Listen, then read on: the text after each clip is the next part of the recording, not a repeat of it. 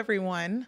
Thank you so much for joining me for this intimate concert of pieces that are very dear to me. I will be playing two different works for you, and I will start with a piece by Johannes Brahms, and it is his Ballade, Opus 10, number 2. So it's his second ballade of 4 ballades that he wrote. Then I will play for you a piece by a composer by the name of Florence Price, and it is her piano sonata in E minor. I will be playing movements 1 and 2 for you. So I'm just so excited to share this beautiful music with you. The first piece is Brahms' Ballade, Opus 10, number 2. I want to tell you a little bit about this great work. So Brahms wrote these 4 different ballades in his 20s. It was the summer of 1854, and he was in his 20s, and it's significant because he was actually around a composer by the name of Clara Schumann. Now, I'm sure you've heard the Schumann name. Clara was the wife of Robert Schumann, who was a very famous composer, and Brahms looked up to Robert Schumann very much. Well, at this time, Robert was going through a very difficult time in his life. He had been institutionalized. There had been a suicide attempt. He'd been very depressed. And this was towards the end of Robert's life when he was actually institutionalized. Brahms, being a very good friend, had been living with Clara and her children and helping them during this time when Robert could not be there. He was inspired at this time to write these 4 ballades and some other really great works. Later, you find there was just a lot of love for Clara. I'm not sure if it was how romantic it may have been later in life, but he always really loved Clara, and spending time with her was inspiring for him. So Ballade, if you've heard this before, you've probably also heard it from Frédéric Chopin. Chopin wrote also 4 ballades, and they're very famous pieces. And the word ballade is it's a literary term, which is basically referencing a story of some kind. And Brahms actually approached it a little differently than Chopin, because Chopin did not put a very specific literary connection to his ballades, whereas Brahms in his first ballade did. He actually did reference specifically a poem that would go with this ballade that he wrote. Now, the one that you're going to hear me play, number 2, he did not give a specific reference to a story or poem, but the form and the feel of this piece does make you think that you're in some type of story. The structure is that the beginning and the end, the outer sections, are very serene and peaceful, and a lot like a lullaby, really. It's just absolutely beautiful, and in D major. Then the middle of the ballade that I will play for you is very stormy. It's in B minor. It completely different character, and there's just a lot of turmoil. There's even a lighter section in the middle. It's very heavy, and then there's a lighter section, but even that has turmoil in it. And then he brings us back to a place of beauty, and he starts back actually in B major. So he moves through a lot of different keys that honestly bring different types of emotions to the listener as you hear it. So I really hope you enjoy this great work by Johannes Brahms, his Ballade, Opus 10, number 2.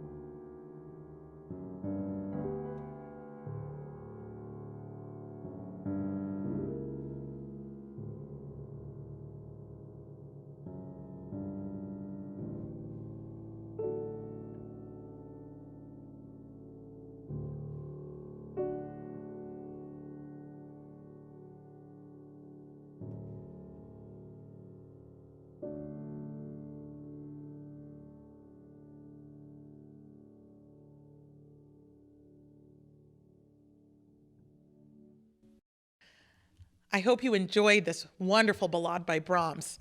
The next piece that you're going to hear by Florence Price, although it is not a ballade or based on any particular story, quite honestly, the story of the composer is very compelling, and her writing is definitely very, I would say, cinematic. So Florence Price was an African-American female composer in the 1920s and 30s, is when she was really at the height of her career.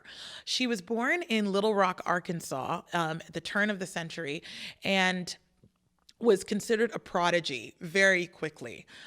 Absolutely amazing pianist. She actually also played organ. She ended up going to school at the New England Conservatory of Music and studied piano, organ, and composition. After graduation, she moved back to Little Rock and tried to start her career both as a teacher and performer. And unfortunately, she immediately hit some roadblocks. When she moved back to Little Rock, she tried to join the Music Teachers Association there, and she was told that because she was Black, she could not join this association.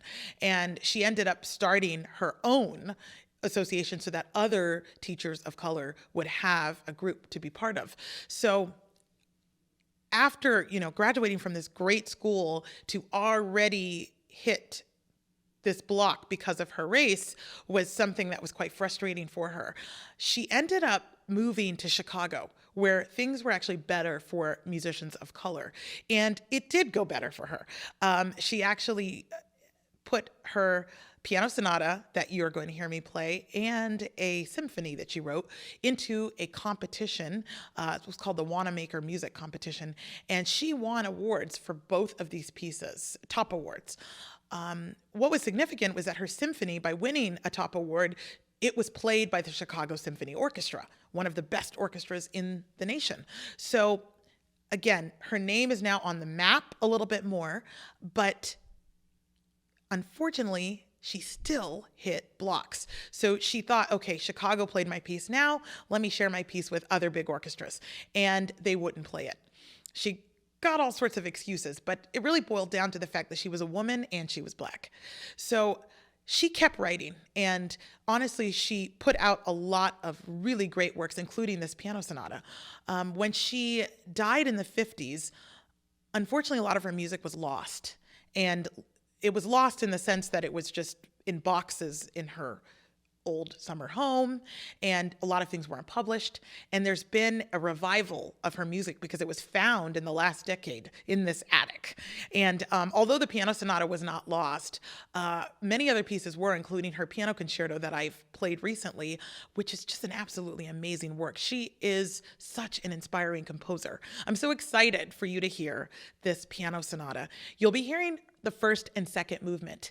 You will see in the first movement that it's very much kind of a kaleidoscope of different styles. You'll get a very romantic feel, but you'll also get dances of African-American connections and even hints of spirituals, and just very much a connection to the music of Black people in this time.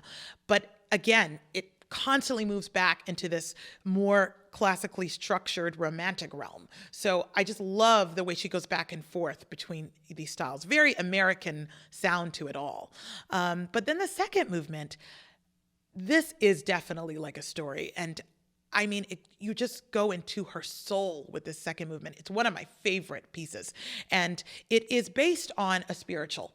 And although there are no words to it, you can imagine words. I actually made up words of my own when I was learning it because it was just so real, this music. So you'll hear this spiritual, this theme, be played, then she goes into another direction, and then the theme comes back. It comes back a total of 3 times. And every time you hear it, I think you'll feel a little bit differently. It will definitely take you on a journey. So I hope you enjoy this last piece, the Florence Price Piano Sonata in E minor. And thank you again for joining me for this concert. And I wish you the best in 2021.